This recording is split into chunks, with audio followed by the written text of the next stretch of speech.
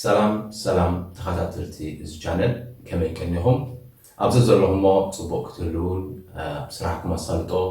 ኣብ ህይወትኩም ድማ ዓወትን ይምነ ኣብ ዝሓለፈ ክልተ ቪድዮ ሓደ ሓፈሻዊ መላለይ ምስ ኮምፒውተር ኢለ ስራሕኩም መደብ ክንከታተል ቀኒና ክልተ ቪድዮና ሰሪሕና ነርና ተቐዳማይ ክፋል ብሓፈሻ ኣብ ውሽጢ ቆፎና እንታይ ኣሎ ዝብል ትካላይ ክፋል ድማ እቶም ኣብ ውሽጢ ቆፎ ዝርከቡ ኮምፖነንትስ ወይ ድማ ኣካላት ናይ ኮምፒውተር ከመይ ገይሮም ይሰርሑ ነንገዛ ርእሶም ከመይ ገይሮም ይወሃሃዱን ይዘራረቡን ዝብል ሓፈሻዊ ሌላ ምስ ኮምፒውተር ኢለ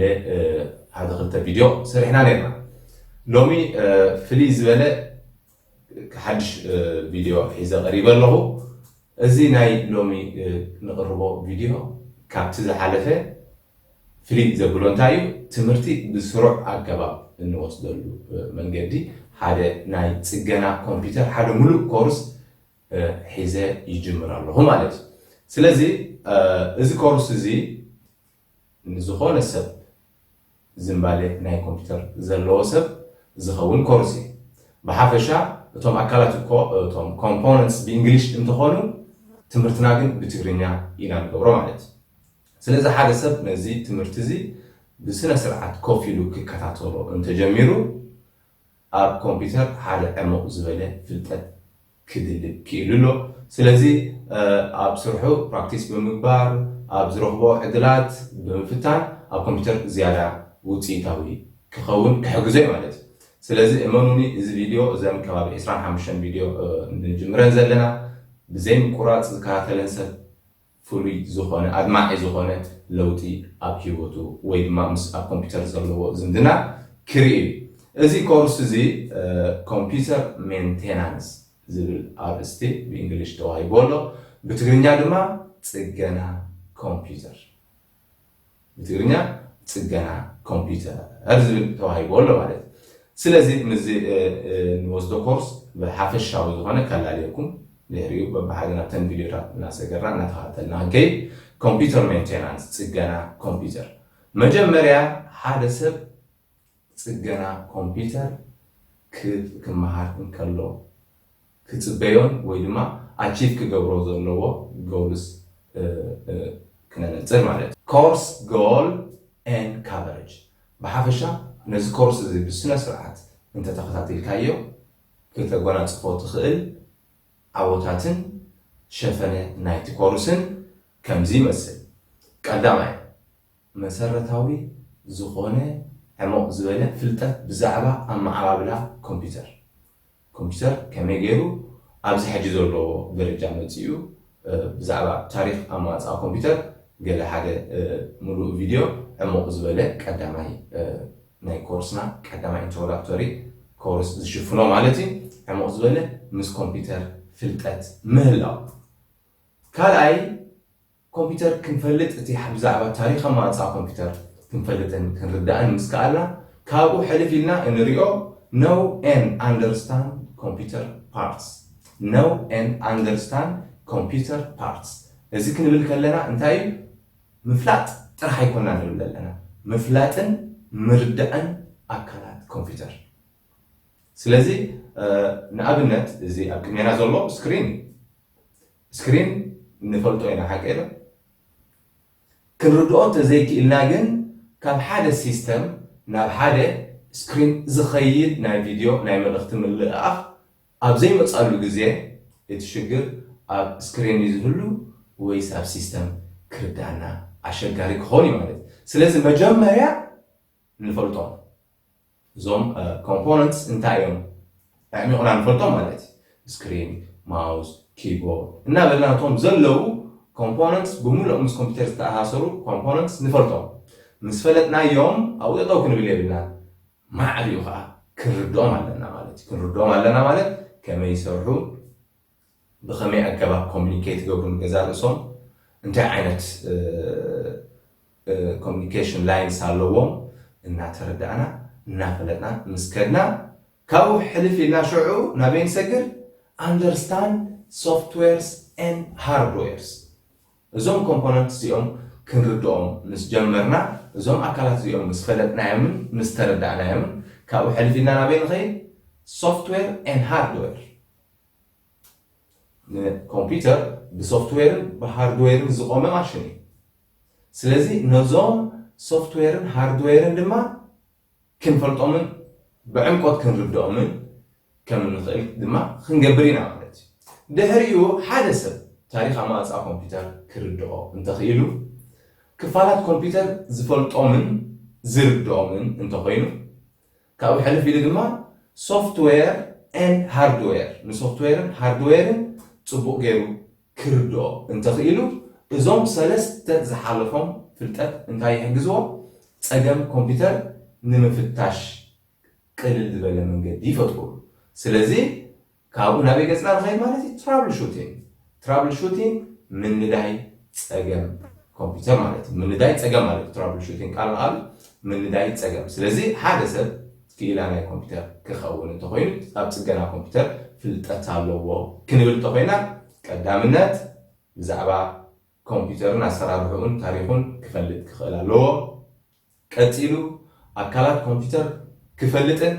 ክርዳእን ክኽእል ኣለዎ ድሕሪኡ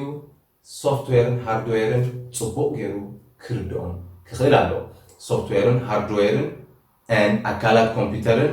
ኣማፃ ኮምፒውተርን ዝፈልጥ ሰብ ሽግር ኮምፒውተር ንምፍታሽ ቀሊል ይኸውን ስለዚ ናብ ትራብል ሹቲንግ ገፅና ንኸይድ ማለት እዩ ኦኬ ድሕሪ ትራብል ሹት ጌርካ ፀገም ናይ ኮምፒውተር ኣበይ ምዃኑ ምስ ፈለጥካ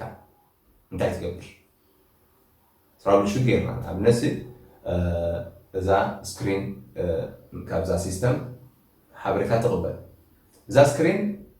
ትራብል ሹቲንግ ንኣብነት እዛ ስክሪን ኣብ ካልእ ምስ ካልእ ኮምፒውተር ምፍታን እዩ ስለዚ ጥዒቲ ኮይና ፀኒሓ ፖርት ሽግር ኮይኑ ፀንሕ ኣብዚ ካልእ ሽግር ትረክብ ማለት ስለዚ ትራብል ሹቲንግ ጌርካ እቲ ሽግር ክትረኽቦ ምስ ከኣልካ ናበይ ንኸይድ ፊክሲንግ ኤንድ ቼንጂንግ ኣብ ኮምፒውተር ክልተ መስርሕ ናይ ፅገና እዩ ዘሎ ወይ ብቐረባ ክዕረ ዝኽእል እዩ ክዕረ ዝኽእል ተዘይኮይኑ ዳይሬክትሊ ምቕያሩ ማለት እዩ ስለዚ ኣብ ክልቲኡ ኸዚ ኣብ ሃርድዌርን ኣብ ሶፍትዌር ስለዚ ሓደ ሃርድዌር ፀገም ከም ዘሎ ምስ ፈለጥካ ቀዳማይ ንፍትኖ ፊክስ ምግባሩ ምዕራይ ክንዕርዮ ተዘይክእልና ከዓ ዳይሬክትሊ ኩሉ ተተካኢ እናተቐያየረ ዝኸይድ ክንቅይሮ ንግድድ ማለት እዩ ማዕረ ማዕርዩ ሶፍትዌር ሽግር ከም ዘሎ ምስ ፈለጥና ቀዳማይ ነገር ንፍትኖ ነቲ ተበላሽዩ ዘሎ ሶፍትዌር ፊክስ ምግባር ንሶፍትዌር እዚ ፊክስ ክንገብሮ እንተዘይክእልና ኣሊና ከም ብሓድሽ ምፅዓን ማለት ስለዚ ከምዚ እናበለ መሊሱ እቲ ሳይክል እናዞረ ይኸይድ ማለት ስለዚ ዕምቆትና ከምዚ ብከምዚ ዓይነት መንገዲ እናማዕበልናዮን እናሰርዓናዮን እናኣርጎድናዮን ክንከይድ ኢና ነዚ ክንገብር ኮርስና ዝተፈላለዩ ፖርሽንስ ካበርና ገበረ ይኸይድ ቀዳማይ ኢንትሮዳክሽን ዝህብ ኮርስ ኣለና ካልኣይ ኮምፖነንትስ PC components, features, and system design. በሐፈሻ አካላት ኮምፒውተርን ዲዛይን ናይዚ ኮምፒውተርን ክንሪና ሳልሳይ ፕሮሰሰርስ ሳልሳይ ምዕራፍ ማለት እዩ ቀዳማይ ምዕራፍ ኢንትሮዳክሽን እዩ ካልኣይ ምዕራፍ ምስ PC components ምስ አካላት ናይ ኮምፒውተር ምልላይ ሳልሳይ ምዕራፍ ፕሮሰሰር ኢልና ንፅውዖ ቀዳማይ ኣብቲ ዝሓለፈ ቪድዮ ሪኢኹምዎ ነርኩም ተኮይንኩም እቲ ከም ሓንጎል ማእከል ሓንጎል ናይ ኮምፒውተር ኮይኑ ዝሰርሕ ኣካል እዩ ስለዚ እዚ ፕሮሰሰር ዓይነታት ፕሮሰሰርን እቲ ስፔሲፊኬሽን ናቶም መምዘኒታቶምን ክንርኢና ድሕሪኡ ማዘርቦርድ ኤንድ ባስ ክንርኢና ማዘርቦርድ እቲ ቀንዲ ማእከል ሕመረት ናይ ኮምፒውተርና እዩ ኣብኡ ከዓ ልክዕ ሓበሬታ ዝንቀሳቐሰሉ ፓወር ዝንቀሳቐሰሉ ባስ ላይንስ ኣለና ብዛዕባኡ ክንፈልጥ ኢና ካብኡ ሓሊፍና ባዮስ እንብሎ ክንርኢና ቤዚክ ኢንፑት ኣውትፑት ሲስተም ዝበሃል ባዮስ ኣለና እዚ ሓምሻይ ቻፕተር ክኸውን እዩ ናብ ሻሻይ ቻፕተር ሜሞሪ ድሕሪኡ ልክዕ ከምኡ ኣታ ኤንድ IDE ኢንተርፌስስ magnetic storage devices hard disk storage removable storage, video and audio hardwares, input and output devices, power supply, software and troubleshooting. እዚኦም ምስ ንውድእ ነዚኦም ብስነ ስርዓት ምስ ንካተሎም ኣብ ኮምፒውተር ጽገና ዘለና ፍልጠት ብጣዕሚ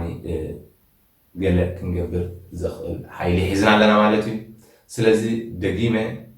ዝብለኩም እንተልዩ ብስነ ስርዓት ከይቋረፅና ሓንሳብ ግዜ ሂብና ድማ ሓንሳብ ንእግረ መንገዲ ሓስኢልካ ኣብ ዘይምቹእ ሃዋህው ኮንካ ክንከታተሎ ንኽእል ኢና ውፅኢታዊ ኣይከውኒ። እዚ ትምህርቲ ኣነ ከም ዕላማ ማለት እዩ ቀዳምነት ከም ኮሚኒቲ ነንገዛ ርእስና ክንዕብን ክንመሃሃርን ክንደጋገፍን ኣለና። እቲ ቀዳማይ ዕላማ ብኡ እየ ዝሓስቦ ሕብረተሰብ እንተነቂሑ መጻኢና ዝሓይሽ ካብ ዘለናዮ ዝሓሸ ሂወት ክንፈጥር ተኮይና ክንነቅሕ ኣለና ክንመሃር ኣለና። ዘዘለና ዓብ ነገር ሃልኒ ይኮነን ዝህብ ዘሎ ኩነ ግን ዘዘለና ሼር እናገበርና እናተደጋገፍና ሓደ ንሓደ እናምሃረ I believe ብዙሓት ታለንት ዝኾኑ ሰባት ኣለዉ ኣብ ፈቐዱ ፋሒሎም ድማ ኣብ ቅድሚት ድማ ዘይረኣዩ ዘለዉ። ስለዚ ንእሽተይ ሞቲቬሽን ክኸውን እዩ ዝሰርሖ ዘለኹ። ብዙሓት ከምኦም መፂኦም ዝያዳ ክገብሩ ዝኽእሉ ይኣምን እየ ብዙሓት ከም ዘለኹም ነበርክት ነንእሽተይ ነበርክት እዚ ሕብረተሰብ ዝሓሸ መጻኢ ክህሎ ማለት እዩ። ነዚ ቪድዮ ትከታተሉ ድማ ፕሊስ ብስነ ስርዓት ግዜ ወሲድኩም ተኸታተልዎ። ፍልጠት መዓስ ይጠቕመካ ኣይንፈልጥን ኢና። ኣብ ገለ እዋን ዝያዳ ዘድልየሉ ግዜ መፅኡ እዩ። ነዚ ፍልጠት እዚ ይግብኦም ኢሉ ትብልዎም ሰባት ድማ ለስ ሸሪት ነመሓላልፎ ንንገር ሰብ ክከታተሎ ኣለዎ። ኩሉ ግዜ ዘውርዶ ዘለኹ ቪድዮታት ክበፅሓኩም ድማ ሳብስክራይብ ግበሩ፣ ኣብታ ደወል ህረሙ ብስነ ስርዓት ክትከታተሉን ማለት እዩ። ስለዚ እዚ ቪድዮ እዚ ኩሉ ግዜ ቀዳም ምሸትን ረቡዕ ምሸትን ክልተ ግዜ ኣብ ሰሙን ይወርድ። ብናይ ለንደን ኣቆፃፅራ ሰዓት 8 ናይ ምሸት ቀዳም ምሸት ረቡዕ ምሸት ኣብ ሰሙን ክልተ ግዜ እዛ ናይ ኮምፒውተር ሜንቴናንስ ኮርስ ኣብ ሰሙን ክልተ ግዜ ብስሩዕ ብተኸታታሊ ክትወርድ ማለት እዩ። ስለዚ ዝኾነ ትርእይዎ ጎደሎ ነገር ሃጓፍ ነገር ምስዝህሉ ፕሊዝ ኮሜንት ግበሩ። ዝያዳ ክበርሃልኩም እትደልይዎ ወይ እውን ሓሳብ ሸፈፍ ኢለ ዝሓልፍዎ ዝመስል ነገር ተልዩ እውን ሜሴጅ ዘድለይ ፐርሰናል ዝኾነ ፕራይቬት ሜሴጅ ዘድለይ ደን ንዕርዮን ዝያዳ ክንዕብዮን ንኽእል። ብሓፈሻ ኣብዘን ክልተ ቪድዮ ዝገበርክዎን ከየመስገንኩም ክሓልፍ ዘይደሊ ሓደ ብምሉእኩም ነዚ ቪድዮ እዚ ግዜኹም ወፊኹም ዝረኣኹሞ፣ ካልኣይ ድማ ርኢኹም ድማ ብዓይኒ ነቐፌታ ኮሜንት ዝገበርኩምለይ ናይ ብሓቂ ሃናፂ ዝኾነ ኮሜንት ብዙሕ መፂኒ የመስግን። ዝያዳ ኩሉ ድማ ከይመስገንኩም ክሓልፍ ዘይደሊ ፕራይቬት ሜሴጅ ብምስዳድ እዚ ትምህርቲ እዚ ክሳብ ክንደይ ኣገዳስነት ከም ዘለዎ ነዚ ስራሕ እዚ ድማ ዝያዳ ንክሰርሕ ዝደፋፋእኩምኒ ብልቢ የመስግነኩም። እዚ